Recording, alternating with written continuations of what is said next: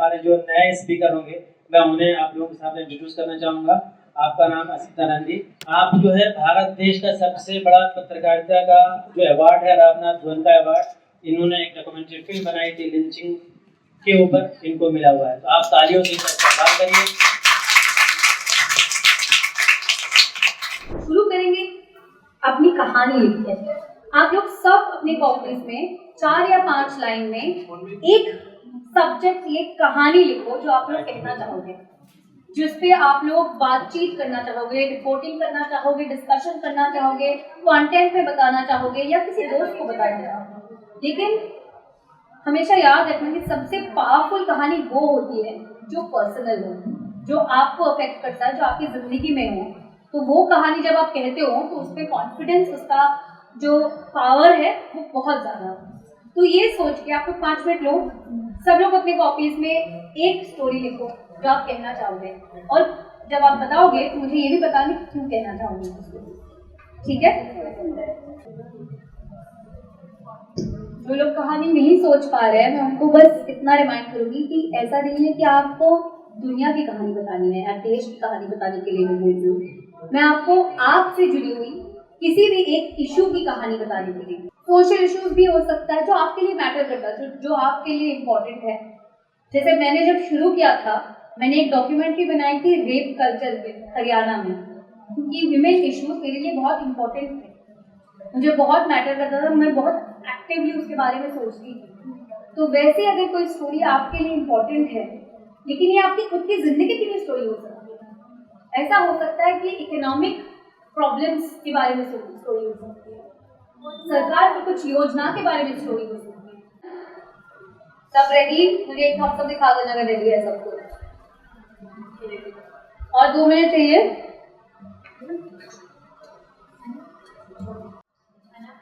ठीक है, हम शुरू करते हैं, और जब तक आप पे पहुंच जाता है हम गेसिंग आप लोगों का हो जाएगा, लेकिन मोर और लेस हो गया है ना सबका? हाँ ठीक है। तो हम अभी माइक पास करेंगे और आप अपना नाम बताना, क्या स्टोरी बताना, और आप बैठे रहिए, कोई बात नहीं, आप बैठिए, और ये स्टोरी आप क्यों करना चाहते हैं ये बताना। और माइक को सर ने क्या बोला था, यहाँ रखना है ताकि सुनाई दे। हेलो दोस्तों, मेरा नाम एहसान है और मैं पहली बार भी बोलना चाहूँगा, कहानी को ऐसी चीज़ नहीं है 2-4 लाइन में लिखी जाए। फिर अगर किसी भी चीज़ में अगर घुसते हैं तो वो चीज़ बढ़ती जाती है, अगर किसी बात में सोचेंगे तो वो बढ़ती जाएगी। इसलिए मैंने कुछ लिखा ही नहीं था, मेरे मन में कुछ बातें जो मैं बोलना चाहता हूँ।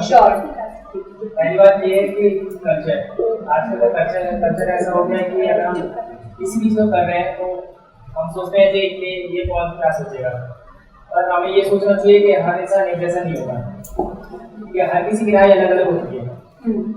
अगर कोई ये सोच रहा है कुछ बुरा कर रहा है तो दूसरा जिसके साथ वो घटना घट चुकी है वो सोचेगा ये इंसान सही कर रहा है, क्योंकि उसके साथ वो घटना घट चुकी है। मैंने भी ऐसे कई बार देखा है, जैसे कि लोगों को, मैंने अपने पेरेंट्स को देखा है बहुत बार ऐसे, मतलब कि ऐसे हॉस्पिटल में भटकते हुए उनको कुछ पता नहीं था, ऐसे भटकते, पर नेक्स्ट टाइम जब वो गए तो उनका घटना एक बार जिसको एक्सपीरियंस हो जाता है वो कर सकता है। ओके, मैं बस थोड़ा सा आपको रोकना चाहूंगी एहसान। आपने जैसे कहा कि कहानी 2 लाइन में नहीं लिखी जा सकती, बिल्कुल सही है, लेकिन यहाँ पे हम जो एक्सरसाइज कर रहे हैं, हम ये एक्सरसाइज कर रहे हैं कि जैसे अगर आप कह रहे हो कि आपकी जो कहानी मुझे समझ आई जितनी, इस पे है कि डिफरेंस ऑफ ओपिनियन रहना चाहिए लोगों का, है ना। तो हमें बस कहानी की मूल जो इम्पोर्टेंट पार्ट है वो जानना है, ठीक है। पूरी कहानी तो ऑब्वियसली हमारे पास इतना समय नहीं है अनफॉर्चुनेटली कि हम पूरी कहानी सुन पाए, लेकिन आपका जो, और यही हम क्लैरिटी ऑफ थॉट इसी से सीखेंगे कि हमारी जो स्टोरी है उसको हम तो कहना बहुत कुछ चाहते हैं, लेकिन उसमें स्टोरी क्या है, आपकी स्टोरी डिफरेंस ऑफ ओपिनियन की है, करेक्ट? ओके, ऐसा ना पास कीजिएगा अपना माइक। मेरा नाम अब्दुल रहमान है और मैं अपनी कहानी बताना चाहता हूँ। जैसे आजकल लोगों के बीच में नफरत तो बहुत फैल गई है, हर कोई जैसे जाति पर या फिर धर्म पर एक दूसरे से लड़ाई करता रहता है। मैंने सोशल मीडिया पर भी बहुत देखा है कि लोग एक दूसरे से लड़ते रहते हैं, कमेंट्स में एक दूसरे के धर्म को गाली देते हैं, एक दूसरे के भगवान को गाली देते हैं। तो हमें ऐसा नहीं करना चाहिए, सबको समझना चाहिए कि कोई एक धर्म नहीं होता, सबसे बड़ा धर्म होता है इंसानियत का धर्म। हमें सबको मिलजुल कर रहना चाहिए। बहुत बढ़िया, थैंक यू सो मच। सबको सुनना है, सबको ध्यान से सुनना है वो क्या कह रहे हैं, बताइए। मेरा नाम माज है और मेरा नेता बनने का कोई इरादा नहीं था, लेकिन एक दिन मैंने देखा कि पुलिस वाले एक बूढ़ी औरत के साथ गलत व्यवहार कर रहे थे, तो ये देख के मेरा बहुत खून खोला। मैं लड़ाई में बीच में कूदना नहीं चाह रहा था, लेकिन मेरे दोस्तों ने मुझे रोक दिया।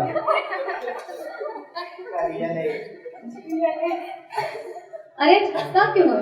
नहीं हंसना है।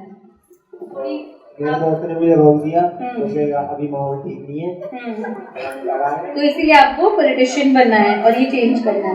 बहुत बढ़िया, थैंक यू। सब लोग ताली बजाइएगा।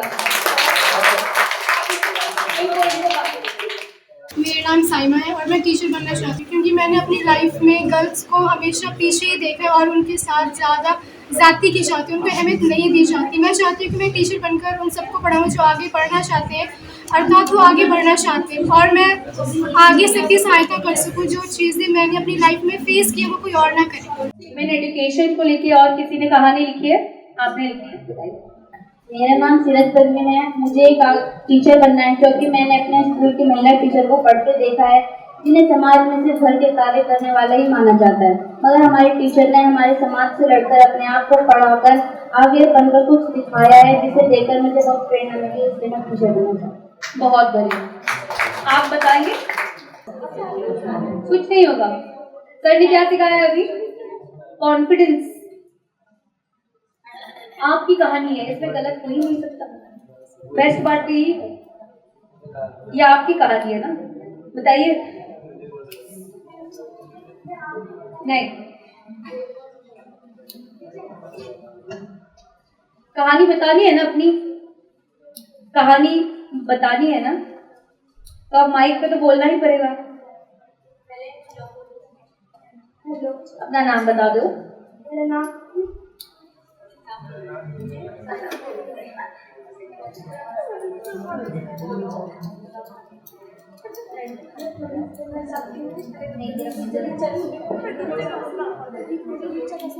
मैं पुलिस बनना चाहती हूँ क्योंकि आप पुलिस बनना चाहते हो क्योंकि मैंने बहुत लोगों को ये कहते हुए सुना है कि हर पुलिस वाले रिश्वत लेते हैं, बट मैं चाहती हूँ कि मैं पुलिस बनूं और ऐसा ना करूं और तो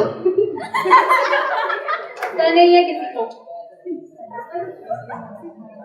और कुछ लोगों के मन से ये ख्याल निकालो कि हर पुलिस वाले एक जैसे नहीं होते। अच्छा, ये आपने ऐसा क्यों लिखा कि आपको क्या बनना है? आपको अगर कहानी बतानी है, शांत शांत, अगर आपको कहानी बतानी है तो कहानी ही आपके लिए सबसे करीब होती है। ये करीब सबसे करीबी कहानी आपके लिए ही है। अच्छा, अभी मैंने क्या किया, वो थोड़ा डर रही थी माइक पे बोलने के लिए। जब आप लोग अगर रिपोर्टिंग के लिए, कोई भी यहाँ से पत्रकार बने और रिपोर्टिंग के लिए बाहर जाए, ऐसे बहुत लोग मिलेंगे जो कैमरा पे बात नहीं करना चाहेंगे, जो आपसे माइक पे बात नहीं करना चाहेंगे, जो आपसे बात ही नहीं करना चाहेंगे। उनको भरोसा देना बहुत इम्पोर्टेंट होता है। उनको शांत करके आप उनसे पूछिए कि ठीक है, आपका नाम बताइए, एक एक करके सवाल पूछिए। पूरी अगर आप एकदम मुंह में घुसा के आप पूछ लें कि आपको कैसा लग रहा है बताइए, कोई बात नहीं करेगा। धीरे धीरे उनका भरोसा होना चाहिए आपसे, है ना। ये बहुत इंपॉर्टेंट चीज़ है, उस पर ध्यान रखना है। मैं ऐसी ही छोटी छोटी चीज़ें बताती रहूंगी जैसे हम आपकी स्टोरी सुनेंगे, ठीक है। अब कौन है? यस, आप।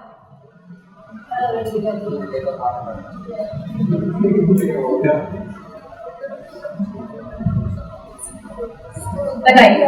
हेलो एवरीवन, मेरा नाम शाहिद है और मैंने लिखा है एकता के ऊपर। बिकॉज हमारे सोशल जो एनवायरनमेंट है हमारा, उसमें एकता देखने को नहीं मिलती, मतलब कि सब एक दूसरे के प्रति लाइक जागरूक नहीं है, सब एक दूसरे को नीचे करना चाहते हैं। बट मेरी इच्छा ये है कि अगर आप सोशल एनवायरनमेंट में साथ रह रहे हैं तो आप में एकता में पॉसिबल है। आप सोसाइटी में रह रहे हैं या फिर आप फ्लैट में रह रहे हैं या फिर आप नॉर्मल में रह रहे हैं, बट आपको एकता में रहना बहुत जरूरी है, क्योंकि एकता से हमारी इतनी सारी चीज़ें सॉल्व हो सकती है।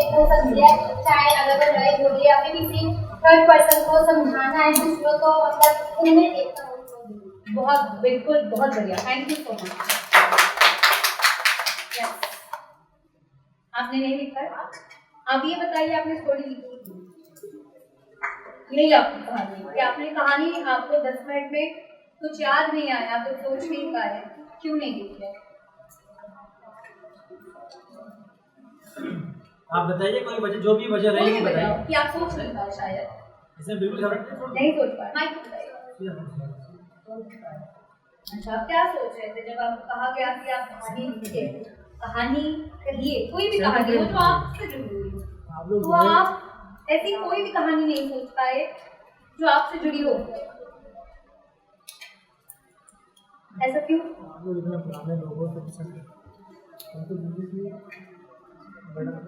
आपने कोशिश किया कहानी लिखने की? कोशिश ही नहीं, फिर कोशिश क्यों नहीं किया? फिर आपको नहीं लिखनी थी कहानी, नहीं लिखनी, ठीक है, आप बताइए। मेरा सवाल ये नहीं था कि आप लोग क्या बनना चाहते हो, मेरा सवाल ये था कि आपको कहानी कौन सी देनी है। नहीं सोचा, क्यों नहीं सोचा? ठीक है, तो आप लोग इसके बाद वाली कहानी आप लोग करेंगे, आप बताइए।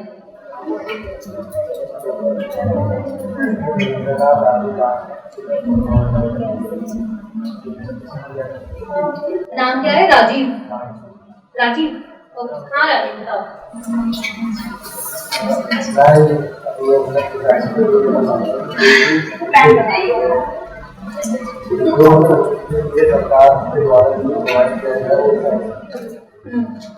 गवर्नमेंट स्कीम्स की उस पे स्टोरी दे।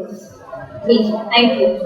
मुझे पता क्या मेरा नाम आकाश है। मैं चाहता हूँ अपना इंडिया को अच्छा चल रहा है, तो सब चीज़ों से हमारा इंडिया सब चीज़ें होना चाहिए, क्योंकि हमारा देश में सब चीज़ अच्छी है, हमारा इंडिया अपना हमारा देश जैसा होना चाहिए। करप्शन के थोड़े जल्दी थोड़ा सा भी। मैं ये कहना चाहता हूँ कि आजकल स्कूल और कॉलेज में बहुत रैगिंग चल रही है, ये रैगिंग ना बहुत बेकार है आज की जनरेशन के लिए। ये रैगिंग में बंद करवाना चाहता हूँ पुलिस वालों को।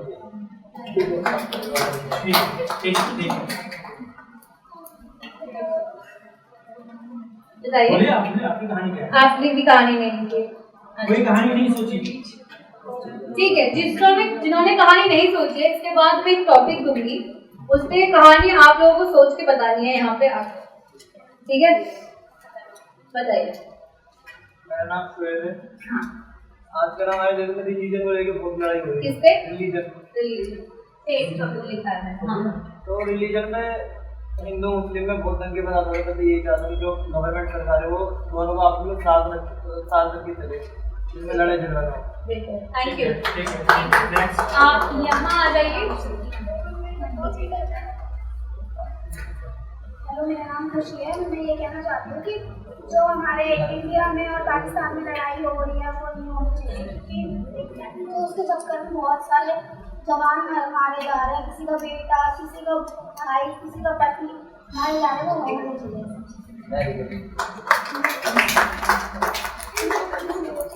बताइए जल्दी जल्दी जल्दी। घबराओ नहीं, बहुत अच्छा होता है सोचते हुए। शाबाश। मेरे नाम बताइए, कोई बात, पहले अपना नाम बता दीजिए। माइक पूरा ऊपर। कोमल। मैं कहना चाहूँगी कि जो सोसाइटी में गर्ल्स बॉयज़ में होता है, जैसे कि गर्ल्स बाहर जाती हैं तो गर्ल्स को फ्रीडम नहीं मिलता है, इसी के स्टोरी के ओके उनको जीने का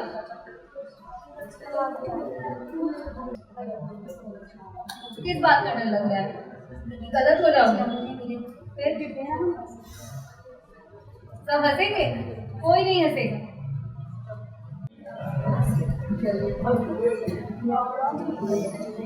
बताइए, ऐसे बताओगी? ऐसे बताओगी?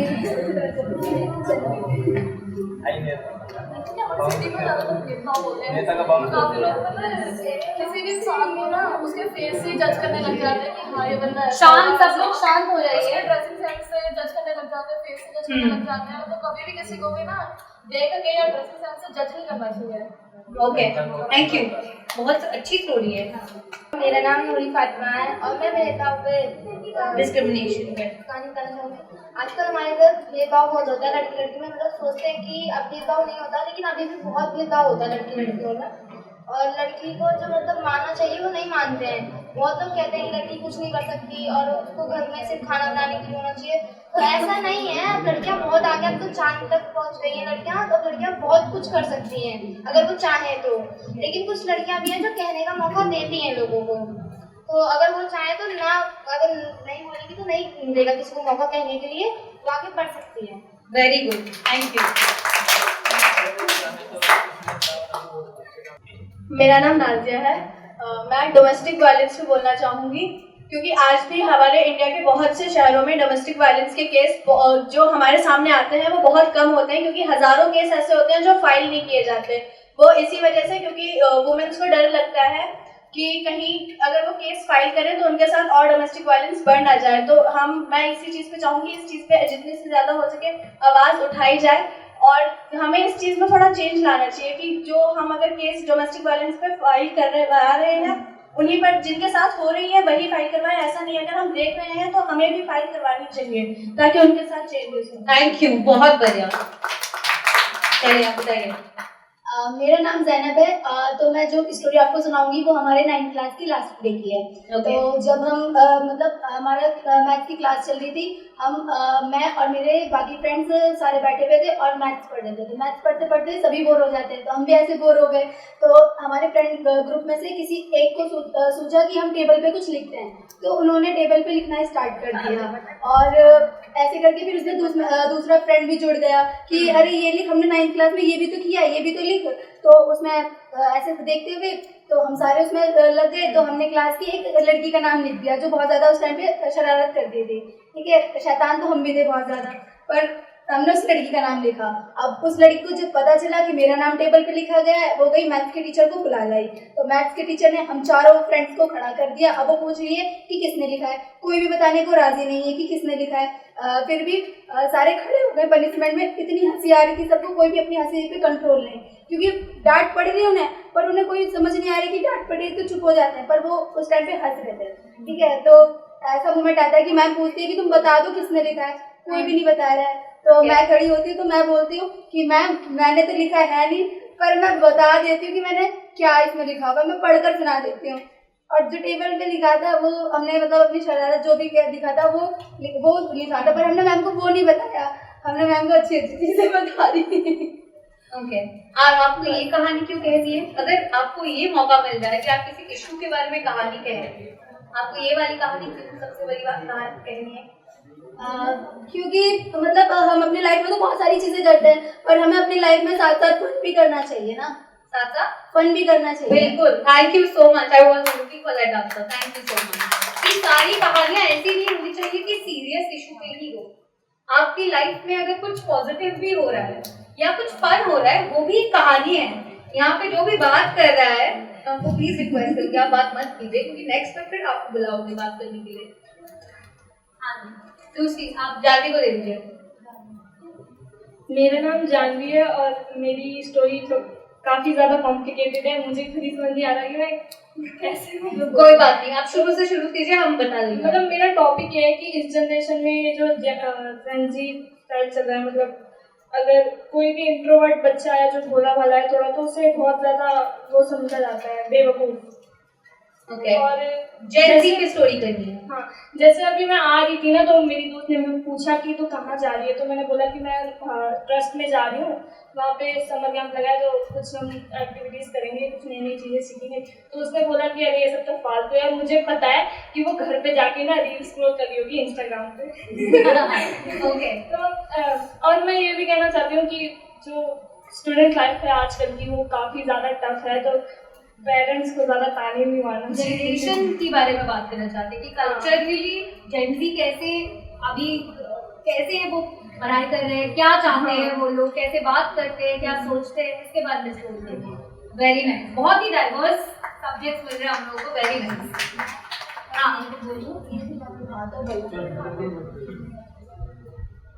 मेरी स्टोरी ये है कि मैं हमेशा कंफ्यूजन में रहती हूँ कि क्या कहते हैं, मेरा एम क्या है या मैं अभी क्या बोलूँ। ये आपकी स्टोरी है। तो आपकी स्टोरी एक इंट्रोवर्ट की स्टोरी है ना? ठीक है।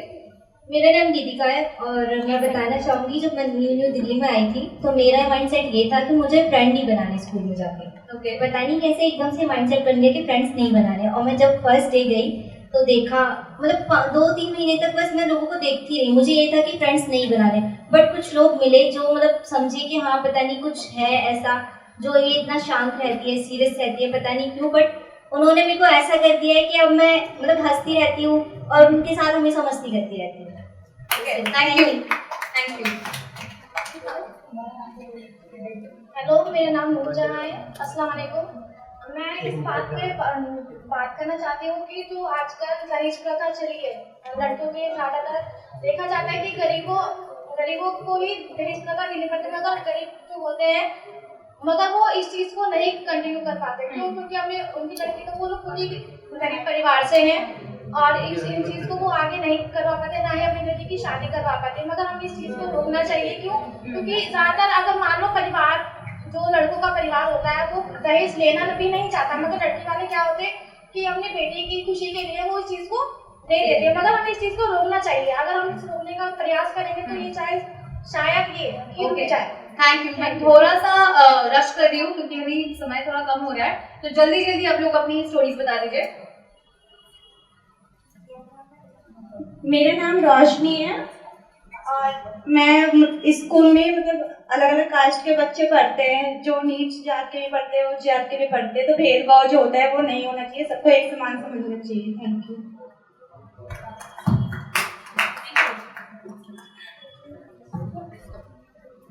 हेलो, मेरा नाम हबीबा है और मैं भेदभाव के बारे में बताना चाहती हूँ। मैं एक बार बस में अपने साथ कहीं जा रही थी तो एक महिला थी, वो थोड़ी मतलब मेंटल हेल्थ उनका सही नहीं था, तो वो सबसे बोल रही थी कि हटने के लिए उनको सीट नहीं मिल रही थी।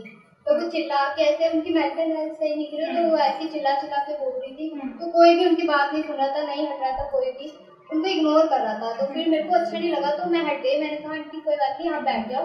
तो सब लोग मुझे बोलने लगे कि तुम क्यों हट गई वहाँ से, तुम्हें हटना नहीं चाहिए था, वो तो ऐसी है, सब आ जाते हैं ऐसे बोलते हैं, तुम यहाँ पे खड़ी रहोगी इतनी देर तक। तो मैंने बोला कोई बात नहीं, बैठ।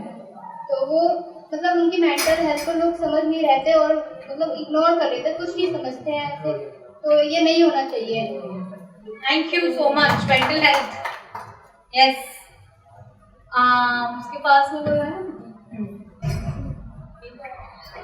Hello everyone, my name is Asma और मैं हमारे स्कूल में एक बार क्या हुआ था कि हमारे स्कूल में बहुत स्पेशल चाइल्ड होते हैं, तो मतलब हमारे स्कूल वाले बोलते तो हैं कि मतलब इन लोगों को अपने से समझो, इन्हें अपने जैसे समझो, अपने तरीके से बात करो, मगर कुछ बच्चे होते हैं कि उन्हें नहीं समझ पाते।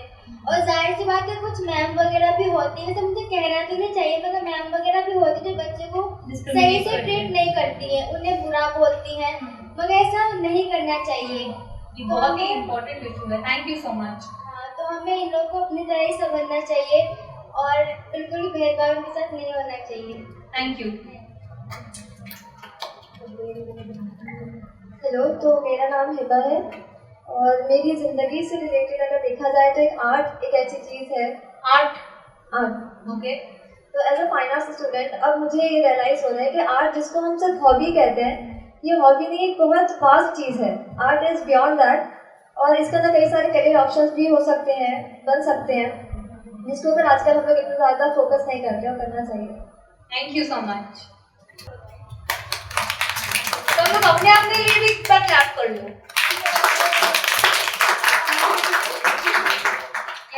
हेलो, मेरा नाम अनम है। क्या नाम है? अनम।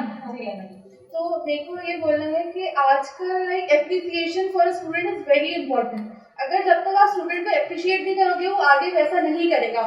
तो स्टूडेंट की लाइफ में एप्रिसिएशन इतना इंपॉर्टेंट रोल करता है। अगर आपका मतलब कोई भी है, like your son, your daughter, कोई भी हो, अगर वो आप उसको अप्रिशिएट नहीं कर रहे हो तो वो आगे बढ़ने की कोशिश नहीं करेगा।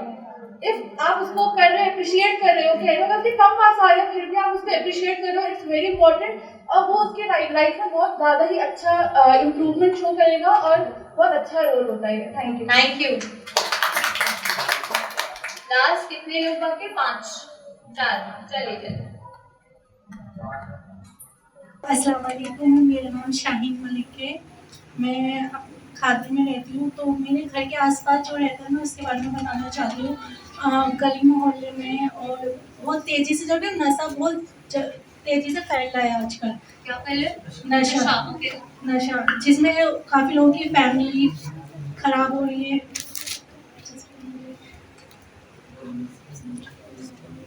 स्कूल कॉलेज में मतलब बहुत ज़्यादा फैल है, जिससे बीमारी नई तरह की होती है, प्रॉब्लम्स होती हैं और जिससे बच्चा आगे नहीं पढ़ पाता है, नशे की लत में लग जाता है। Hello everyone, my name is Suhani Malik. Hello everyone, my name is Suhani Malik. तो ये मेरी स्टोरी मोटिवेशन के ऊपर है। लाइक हमें कभी मोटिवेशन नहीं हारना चाहिए। जैसे कभी कभी एज अ एग्जाम्पल स्टूडेंट बच्चों को काफ़ी बुरी तरह ट्रीट करा जाता है। एज अ पेरेंट उनका साथ नहीं देते कि आगे क्यों पढ़ना है तुम्हें तो घर में है कि काम ही करना है। तो ऐसा नहीं करना चाहिए और बल्कि पेरेंट्स को तो अपने बच्चों को मोटिवेट करना चाहिए कि बेटा अगर तुम आगे नहीं पढ़ोगे तो, इसलिए कभी भी मोटिवेशन नहीं हारना चाहिए, क्योंकि अभी नहीं तो कभी नहीं, आज नहीं तो कल भी नहीं। Thank you.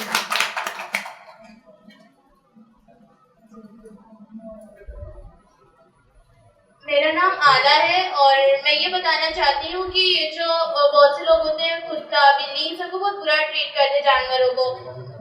मैं ये कहना चाहती हूँ कि जैसे हम लोग हैं, जैसे दूसरे वो अपने दोस्तों को ट्रीट करते हैं, वैसे ही क्या नाम है उन लोगों को अपने जानवरों के साथ भी करना चाहिए, क्योंकि वो भी तो हमारी तरह अपनी लाइफ जीते हैं। ओके, और कोई बाकी है? ओके। मेरा नाम इंशा कुसुम है। मैं पेरेंट्स के ऊपर बात करना चाहूँगी कि उन्हें जो है अपने बच्चों को टॉप प्रायोरिटी पे रखना चाहिए। ओके, चलिए। हेलो, मेरा नाम जोहा है और मैं ये बताना चाहूँगी कि अपनी लाइफ में कभी भी हमें क्विट नहीं करना चाहिए। हमेशा मतलब अगर हम फेल भी होते हैं तो हमें ट्राई करना चाहिए कि हो सकता है हम everything is possible, even the word impossible says I am possible. Absolutely. तो मैं ये बोलना चाहूँगी कि हमें कभी भी क्विट नहीं करना चाहिए, because failure is temporary but giving up is final. Absolutely, thank you so much, very nicely rounded. मैं बस कुछ और समय लूंगी आप लोगों का। इस एक्सरसाइज ये एक्टिविटी का मैंने इसलिए किया आपको ये दिखाने के लिए, ये सारे जो स्टोरीज हैं, ये जो सारी स्टोरीज आप लोगों ने खुद आपने मुझे अभी बताया इस क्लास में 10 मिनट में सोच के, ये सारे स्टोरीज प्रूफ है कि आप सबको कुछ कहानियां बताती हैं।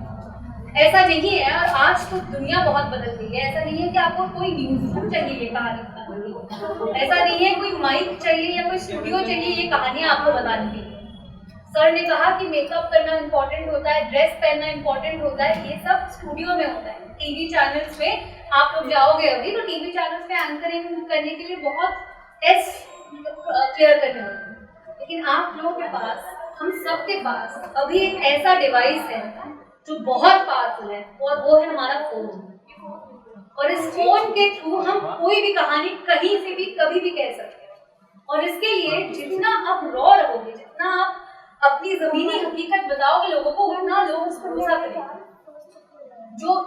जो शाइनी स्टूडियो से बात करते हैं, ज्यादातर देखा जाता है कि मीडिया में उसका मतलब कोई भरोसा नहीं कर पाता, क्योंकि वो स्टूडियो में बैठ के कितना ही जान पाएगा कि कश्मीर में क्या हो रहा है, मदनपुर खादर में क्या हो रहा है। जो रिपोर्टर्स होते हैं, जो ग्राउंड पे जाते हैं, हम लोग को ये सिखाया जाता है कि आप वहाँ पे रहो, वहाँ की हकीकत जैसा दिख रहा है वैसे लोगों को बताओ, और ये आप लोगों से बेहतर कोई भी नहीं कर सकता। हम भी रिपोर्टर हैं, मैं नोएडा में रहती हूँ, मैं नोएडा में आके अगर शाहीन बाग में या मदनपुर खादर में कोई कहानी बताऊंगी तो मैं एक आउटसाइडर हूँ, मैं आउटसाइडर की पर्सपेक्टिव से वो कहानी बताऊंगी।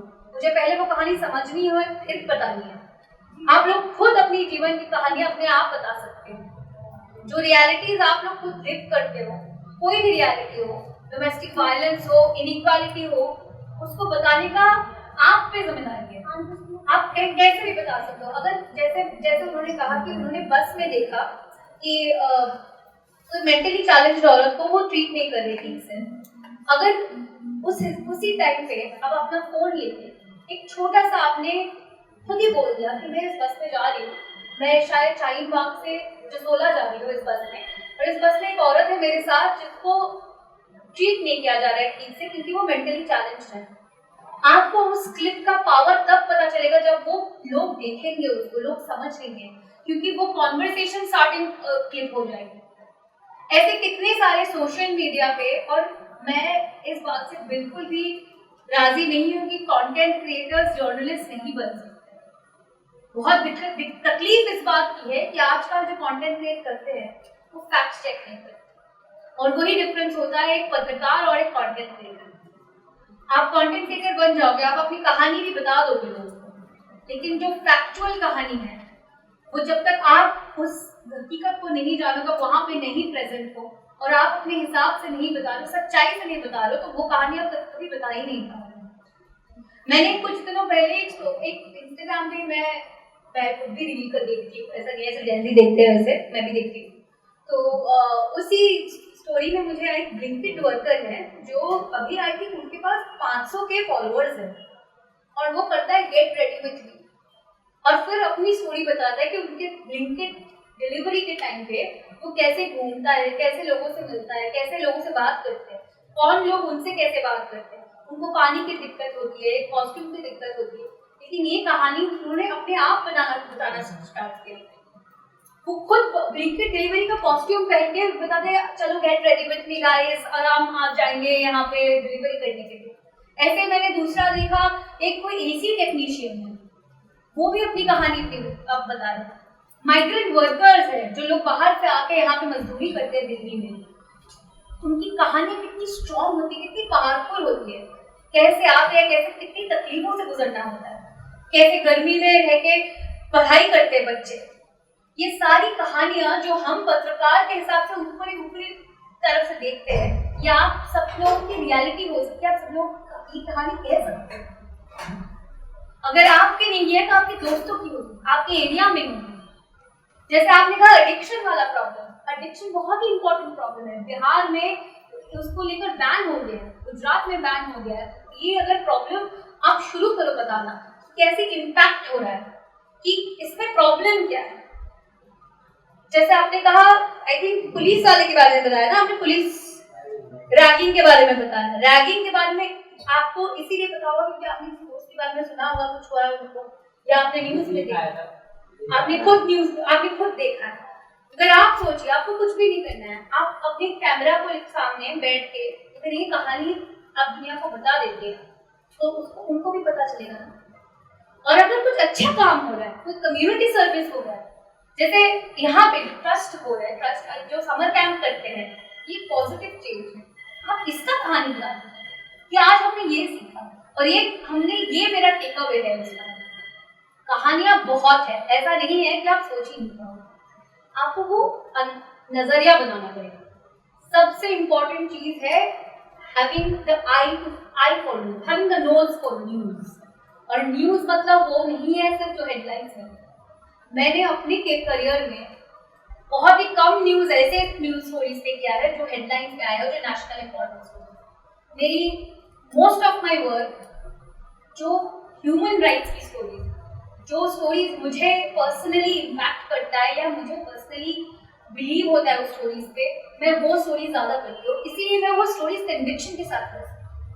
मैंने कुछ दिनों पहले ब्रूट के लिए एक स्टोरी किया था, डोमेस्टिक वर्कर पे, और मैंने इसलिए ये स्टोरी किया था क्योंकि मैंने खुद अपने घर पे, मेरी दीदी आती है, वो सुबह आती अपने बच्चे को लेके आती है, और मैं बहुत दिनों से सोचती हूँ कि मैं यहाँ बैठ के काम कर रही हूँ, लैपटॉप पे काम कर रही हूँ, बच्ची के साथ वो 4-5 घर घूम के फिर मेरे घर में काम करना आती है। फिर उन्होंने मुझे कहा कि वो वापस जाएगी 2 बजे, दोपहर के 2 बजे वो घर वापस जाती है, फिर वो खुद खाना बनाती है, फिर बच्चे को खिलाती है, खुद खाती है, फिर 5 बजे वो सोसाइटी में वापस आ जाती है। ये मुझे सुन के तकलीफ हुआ, तो मैंने उनको पूछा कि दीदी मैं क्या आपके साथ थोड़ा शूट कर सकती थी, मैं आपको आपकी जीवन दिखा, मुझे और कुछ कहना नहीं, मुझे कोई वॉइस ओवर नहीं देना है, मुझे कोई स्पीच नहीं देना है, मुझे बस आपको ऑब्जर्व करते हुए आपकी कहानी कहनी है। और मैंने इसलिए ऐसे कहानी कही। सुबह वो आए, मैंने वो कैमरा अपना फोन कैमरा मैंने मेरे पास मेरे ऑफिस का एक आईफोन था, लेकिन अब तो सारे स्मार्टफोन्स में कैमरा बहुत ही सही हो गया, अच्छा हो गया, तो आप कोई भी कैमरा यूज कर सकते हो। वो कैमरा मैंने बस उनके साथ, वो जैसे जैसे काम कर रही है उनके साथ साथ काम कर रही हूँ, ऐसा नहीं बहुत तामझाम के साथ मैं कुछ का शूट कर रही हूँ। और ज़्यादातर मेरे एटलीस्ट मेरे एक्सपीरियंस में जो सबसे पावरफुल शॉट्स हैं वो मुझे ऐसे ही मिले हैं। ऐसा जब आप कैमरा ऑन रखोगे, जब आप लाइट साउंड सब कुछ ऑन रखोगे, बहुत लोग बहुत कुछ नहीं बोल जाते, बहुत लोग घबरा जाते हैं, बहुत लोग अपनी सच्चाई नहीं बताते।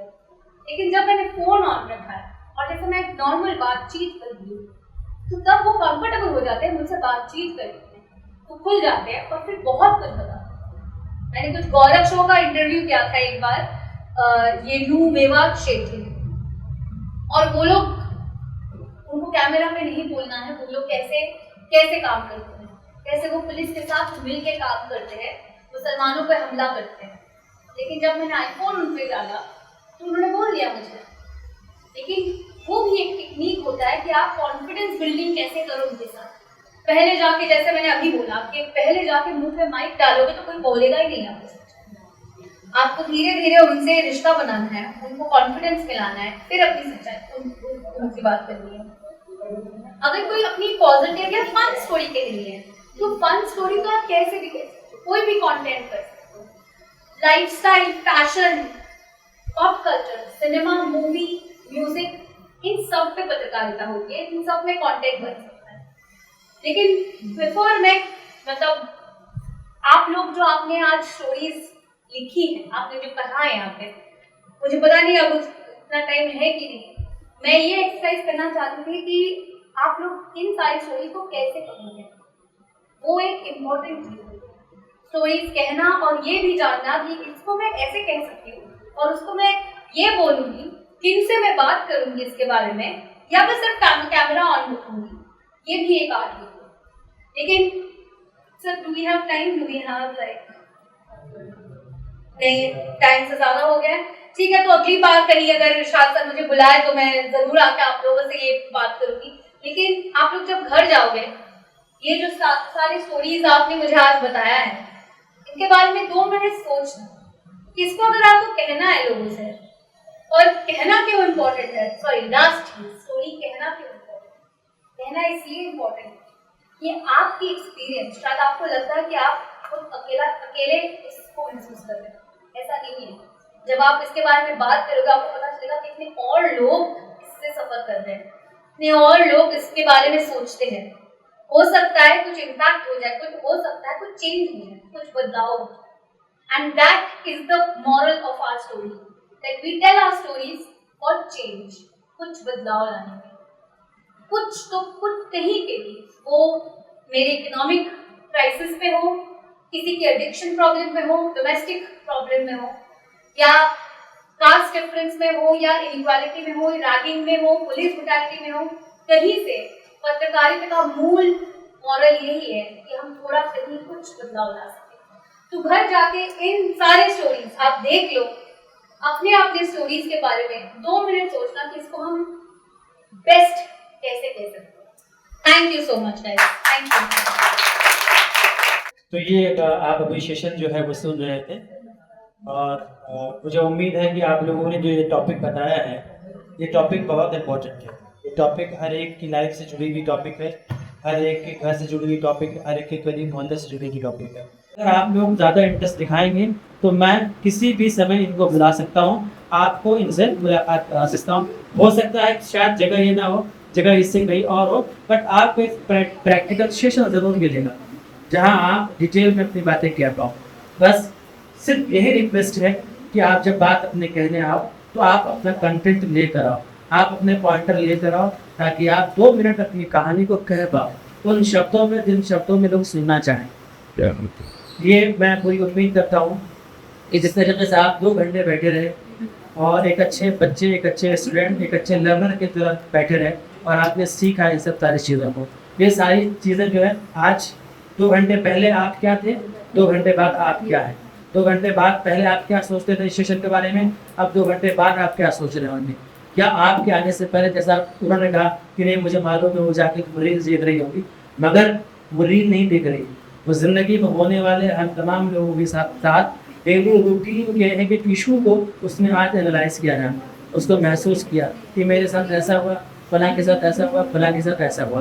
तो ये लाइफ है। लाइफ क्या है, हमें हर एक चीज़ को सीखना है, और जब हम चीज़ों को सीखते हैं तो वो हमारी पर्सनैलिटी पर निखार आता है, और निखार अगर आता है तो हम चमकते हैं एक सूरज की रोशनी की तरह। तो हम तमाम को सूरज की रोशनी की तरह चमकना है और दुनिया को रोशन करना है। इसी के साथ मैं अपनी बात खत्म करता हूँ। कल हम फिर आप लोगों के साथ 2:30 बजे मिलेंगे।